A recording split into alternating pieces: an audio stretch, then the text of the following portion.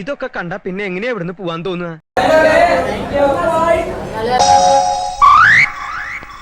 കൊതിപ്പിക്കല്ലേ ഭഗവാനെ. നീ ഒന്നും പെണ്ണുങ്ങളെ കണ്ടിട്ടില്ലടാ? ഇതുപോലൊരു മുതലിനെ ഞാൻ ആദ്യമായിട്ട് കാണുന്ന. മേലിൽ ഇമാതിരി ഡ്രസ് ഇട്ടുകൊണ്ട് വന്ന് മറ്റുള്ളവരുടെ സേഫ്റ്റി വാൽവ് തകർക്കരുത്.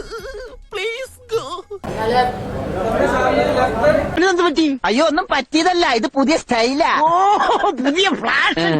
ഇപ്പോഴത്തെ പിള്ളേരുടെ ഓരോരോ കാര്യങ്ങള് കൊള്ളാവിടെ മക്കളെ. എനിക്ക് ജപം തുടങ്ങാൻ സമയമായി. കാല് കൊള്ളാല്ലേ? അല്ല തരക്കേടില്ല.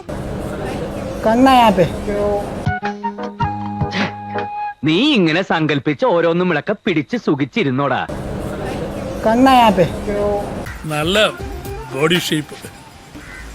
അല്ല ഈ എക്സസൈസ് ചെയ്യുന്നുണ്ട്. പതുക്കെ പതുക്കെ എയർ പിടിക്കലേ, ബനിയം പൊട്ടും.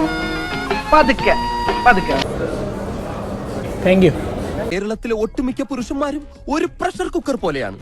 ഇമാതിരി കോലങ്ങൾ കണ്ടാൽ ആ പ്രഷർ കുക്കറിന്റെ സമ്മർദ്ദം മൂത്ത് മൂത്ത് മൂത്ത് അവസാനം നീരാവിയോട് കൂടി ഒരു വിസിലിംഗ് വരും. ഓരോരോ ലീലാവിലാസങ്ങള്. മോഹം ഉണ്ടെങ്കില് അവനവന് ചേരുന്ന ഒന്ന് തയ്പ്പിക്കുക, അല്ലാതെ പാകമാവാത്തത് വലിച്ചു കയറ്റുകയല്ല.